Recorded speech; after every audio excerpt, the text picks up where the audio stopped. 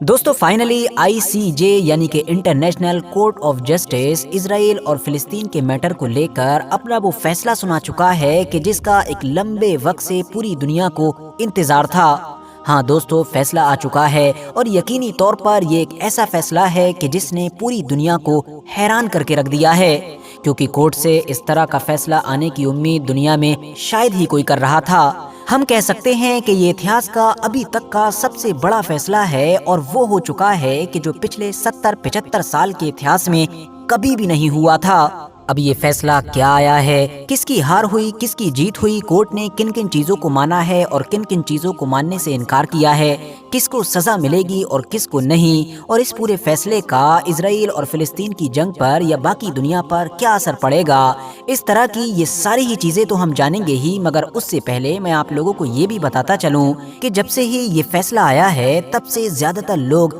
Confuse नजर आ रहे हैं, क्योंकि उनको कभी तो कोई ये कहता हुआ नजर आ रहा है कि ये फिलिस्तीन के फेवर में फैसला आया है, वहीं दूसरी तरफ अचानक से कभी कोई ये कहता हुआ भी नजर आ रहा है कि दरअसल ये फिलिस्तीन के फेवर में नहीं बल्कि इसराइल के फेवर में आया है। तो सबसे पहले तो गलतफहमी को दूर करते हुए आप ये जान लीजिए कि अगर वाकई ऑफिशियली देखा जाए तो इस मुकदमे में साउथ अफ्रीका की बड़ी जीत हुई है। उसने न सिर्फ इस मुकदमे को ही जीता बल्कि कोर्ट ने खुद साउथ अफ्रीका की इस बात को लेकर तारीफ की है कि उसने गाजा के लोगों के लिए ऐसा कदम उठाया। सबसे पहले तो कोर्ट ने इजराइल की उस मांग को ही ठुकरा दिया है जिसमें उसने कहा था कि अफ्रीका की तरफ से लगाए गए सारे इल्जाम बेबुनियाद हैं, तो इसीलिए इसके केस में दम नहीं है और इस केस को आगे सुना ही नहीं जाना चाहिए। आपकी नॉलेज में अगर नहीं है तो मैं आपको बताता चलूं कि अभी तक ये जो पूरी कार्रवाई चल रही थी ये दरअसल कोई असली मुकदमा नहीं था, बल्कि अभी तो सिर्फ अफ्रीका अपना पक्ष इसलिए रख रहा था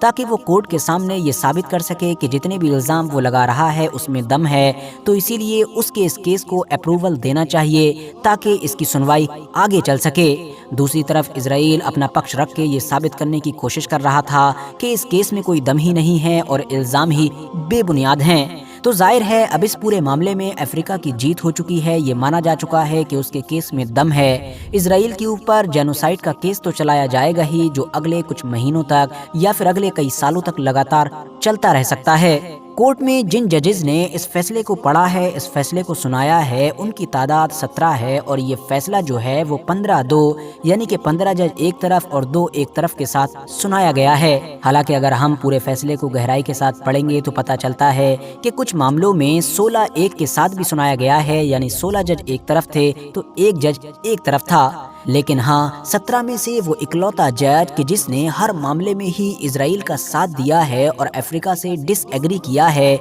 वो हैं ये लेडी जज कि जिनकी तस्वीर कल से ही सोशल मीडिया पर काफी वायरल हो रही है। इनका ताल्लुक युगांडा से बताया जा रहा है और इनके बारे में ये भी बताया गया है कि ये अफ्रीका की पहली महिला हैं कि जो इंटरनेशनल कोर्ट ऑफ जस्टिस की जज बनने में कामयाब हुई हैं। इंटरनेशनल कोर्ट ऑफ जस्टिस ने अपने वर्डिक्ट में इस बात को माना है कि लगभग 17 लाख से लेकर 20 लाख के करीब फिलिस्तीनी लोग अंदरूनी तौर पर अपनी जमीन, अपना घर-बार छोड़ने पर मजबूर हो चुके हैं। गाजा में रह रहे फिलिस्तीनियों को एक इंडेंजर ग्रुप माना गया, मतलब कि एक ऐसा ग्रुप कि जिसको खत्म करने की कोशिश की जा रही है। इजराइल के डिफेंस मिनिस्टर या फिर बाकी नेताओं के उन सारे बयानों का भी जिक्र किया गया कि जो उन्होंने फिलिस्तीनी लोगों के खिलाफ अभी तक दिए हैं और जिसमें खुले तौर पर जेनोसाइड वगैरह की बात की गई है। मिसाल के तौर पर इजरायली डिफेंस मिनिस्टर ने भी गाजा के लोगों को जानवर बताया था और कहा था कि हम एक जानवर के तहत ही उनको ट्रीट करेंगे, यानी वैसे ही उनको टैकल करेंगे। साथ ही साथ कोर्ट ने यह भी माना है कि किस तरह से इजरायली फौज ने जानबूझकर गाजा के आम लोगों को परेशान किया है, उनको टारगेट किया है, ऐसे लोगों को कि जो पनाह लेने के लिए अपने कैंप्स में मौजूद थे या फिर खाने वगैरह की लाइन में लगे हुए थे। इसके अलावा बारी बारी से किस तरह से प्लानिंग के तहत वहाँ के हॉस्पिटल्स वगैरह को भी टारगेट किया गया है और ये सारी ही चीजें 1948 के जेनोसाइड कन्वेंशन के अंडर में आती हैं। अब यहाँ पर दोस्तों गौर करने वाली बात ये भी है कि इंटरनेशनल कोर्ट ऑफ जस्टिस ने डायरेक्ट तो ये नहीं कहा है कि इजराइल ने जेनोसाइड किया है या जेनोसाइड कर रहा है, मगर हाँ दबे लफ्जों में बार बार ये जरूर कहा है कि इजराइल ने ये किया और ये सारी चीजें जेनोसाइड के अंडर में आती हैं, यानी कि 1948 का जो जेनोसाइड कन्वेंशन है उसकी कैटेगरी में गिरती हैं। तो ظاہر ہے اب یہ کہا جا سکتا ہے کہ کورٹ نے بھی مان لیا ہے کہ اسرائیل جینوسائیڈ ہی کر رہا ہے۔ بات کریں آرڈر کی تو اسرائیل کو کورٹ کی طرف سے 6 آرڈرز دیے گئے ہیں، جس میں سے پہلا تو یہی ہے کہ اس کو میک شیور کرنا ہوگا کہ آگے کلنگ نہ ہو عام لوگوں کی، مطلب کہ ہر کام کو روکنا ہوگا کہ جس کے ذریعے سے جینوسائیڈ ہو۔ اس کے علاوہ 1948 کا جو جینوسائیڈ کنونشن ہے، مطلب ایک پورا رول ہے اس چیز کو لے کر، اس کو فالو کرنا ہوگا اور اس سے بالکل بھی باہر نہیں نکلے گا۔ اس کے علاوہ ہیومینیٹیرین ایڈز کے جس کو لگاتار اسرائیل رفح بارڈر کے ذریعے سے بلاک کرتا آیا ہے، اس کو بھی اب پوری طریقے سے آزاد کرنا ہوگا، یعنی کھانا، پانی، دوا، یہ ساری چیزیں آسانی کے ساتھ جلد از جلد غزہ میں پہنچتی رہیں۔ ساتھ ہی ساتھ آرڈر دیا گیا ہے کہ وہ کسی بھی ثبوت کو یعنی کہ ایویڈنس کو چھپانے کی یا پھر مٹانے کی کوشش نہیں کرے گا۔ ایسے ایویڈنس، ایسے ثبوت کے جو آگے کیس میں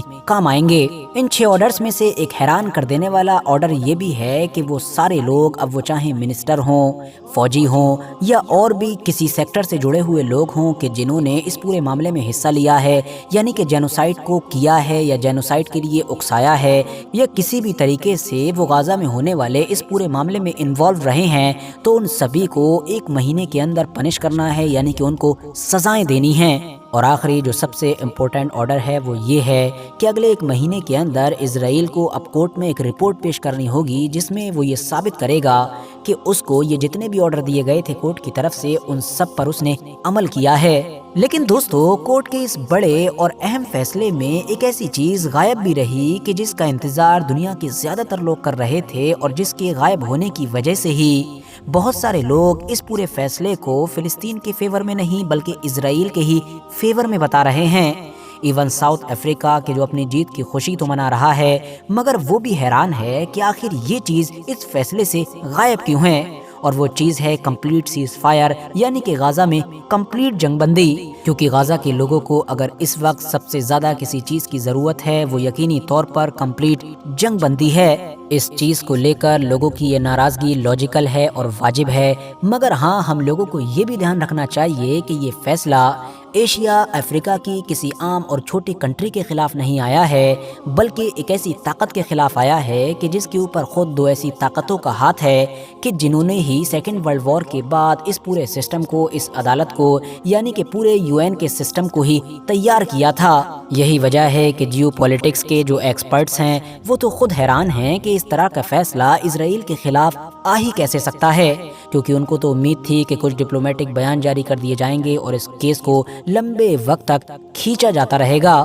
مگر جس طرح کا فیصلہ آیا، اس نے نہ صرف اسرائیل بلکہ امریکہ اور UK جیسے اس کے سپورٹر دیشوں کے پیروں کے نیچے سے بھی زمین نکال دی۔ اس فیصلے کا جنگ پر کوئی اثر پڑے یا نہ پڑے، لیکن ہاں مورلی اتنا زیادہ ڈیمیج ہو چکا ہے، مطلب کہ امیج اتنی زیادہ خراب ہو چکی ہے کہ جس کا اثر اسرائیل کے پردھان منتری کے اس بیان سے بھی دیکھا جا سکتا ہے کہ جو انہوں نے بعد میں دیا ہے۔ باقی نیتاؤں کی بوکھلاہٹ بھی صاف نظر آ رہی ہے۔ ساؤتھ افریقہ کے علاوہ حماس کی طرف سے بھی کورٹ کے اس فیصلے کا ویلکم کیا گیا ہے، اور انہوں نے کہا ہے کہ اس فیصلے کے بعد اب اسرائیل دنیا میں آئسولیٹ ہو چکا ہے، یعنی کہ الگ تھلگ پڑ چکا ہے۔ دوسری طرف اسرائیل کے پردھان منتری نیتن یاہو نے تو غصے میں آ کر بیان دے ڈالا کہ یہ کورٹ جو ہے یہ ہم کو روک نہیں سکتا ہے، اور ہم اپنا ڈیفینڈ کرتے رہیں گے اور جنگ جاری رکھیں گے۔ ویسے تو PM نیتن یاہو نے اپنے سبھی منسٹرز کو یہ ہدایت دی تھی کہ وہ اس فیصلے پر کوئی بھی ٹپڑی کرنے سے بچیں، کیونکہ ظاہر ہے اس میں ہمارا ہی نقصان ہوگا، مگر اس کے باوجود بھی ان کے الگ الگ منتریوں نے الگ الگ طرح کے بیان دیے۔ کسی نے کہا کہ یہ کورٹ ہی یہودی ورودی ہے، تو کسی نے کہہ ڈالا کہ کورٹ نے ہماری امیدوں سے کہیں الگ جا کر فیصلہ کیا ہے، کورٹ کو تو شروع میں ہی یہ مقدمہ دور اٹھا کر پھینک دینا چاہیے تھا۔ فی الحال اب دیکھنا یہ ہوگا کہ امریکہ، UK اور جرمنی جیسے دیش کہ جن کی عام پبلک تو فلسطینیوں کے ساتھ کھڑی ہے، مگر وہاں کی گورنمنٹ لگاتار اسرائیل کو سپورٹ کرتی آ رہی تھی، ساتھ ہی ساتھ وہاں کے نیتا کھلے طور پر اپنی پبلک سے بیانوں میں یہ بھی کہتے آ رہے تھے کہ اسرائیل کو ڈیفینڈ کرنے کا رائٹ ہے اور وہ کوئی جینوسائیڈ وغیرہ نہیں کر رہا ہے۔ اب دیکھتے ہیں کہ آخر وہ یہی بات دوبارہ اپنی پبلک کے سامنے کس طرح سے کہیں گے، کیونکہ ظاہر ہے اب پبلک کو ایک بڑا پوائنٹ مل چکا ہے۔ وہ سارے ہی الزام کہ جو عام پبلک کی طرف سے صرف سڑکوں پہ اسرائیل کے اوپر لگائے جاتے تھے، اب وہ ساری چیزیں کورٹ اپنے منہ سے ایکسپٹ کر چکا ہے۔ فی الحال آج کا یہ ویڈیو ختم کرنے سے پہلے میں آپ لوگوں سے یہ ریکویسٹ بھی ضرور کرنا چاہوں گا کہ آپ لوگ میرے سیکنڈ چینل کو کہ جس پر میں نیوز اور مینلی اسرائیل اور فلسطین کے میٹر کو کور کرتا ہوں اس کو بھی سبسکرائب کریں۔ ڈسکرپشن اور کمنٹس باکس میں لنک مل جائے گا، باقی یوٹیوب پر ساجد زوہیب لکھ کر بھی سرچ کر سکتے ہیں۔ یہ ویڈیو بھی اگر انفارمیٹیو لگی ہو تو لائک کرنے کے ساتھ ساتھ دوستوں کے ساتھ ضرور شیئر کریں، اور ہاں اسی طرح کی ویڈیوز ہمیشہ دیکھنے کے لیے اس چینل کو بھی ضرور سبسکرائب کر لیں۔